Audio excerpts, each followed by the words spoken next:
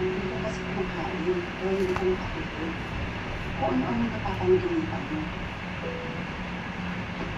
Nagpaparamdam lang din sa'yo ang ama mo. Pero yung mga mata mo eh, parang sa takot-takot.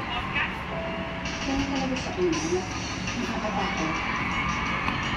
Hindi pa alam ng kaluluwa kung saan pupunta. Sinabi siya sa akin, pero hindi ko maalala kung ano yun. Swerte ka na at nakikita mo siya kahit sa panaginip. Ate, ang liit na yung siguro sa mabili natin, no? Ang liit na sa mga mahal, hindi na taas ang presyo. Sinabi mo. Ano ba niluluto mo? Binili nga. Oo nga, ate, bili mo na ako. Makapansin ko naman. Pinapahirapan niya sarili mo.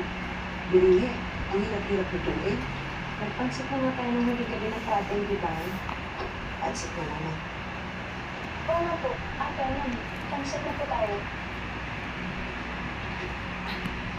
Ano ko lang sinabi? Pagod ako kakaisip ko ng luto.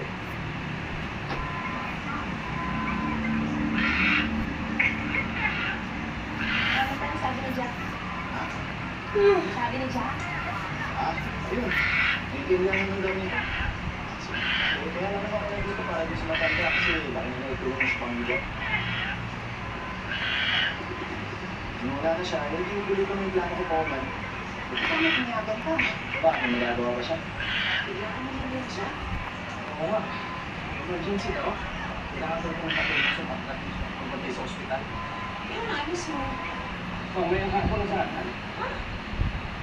In China, to make the most expensive furniture, three men work together to carefully prepare a special mixture. They pour it precisely into a mold with a complex design because even a small mistake could result in big loss. Once the mixture dries, they remove it from the mold and assemble it into a circle. This is how they create this incredible piece of luxury furniture. In China, to make the most expensive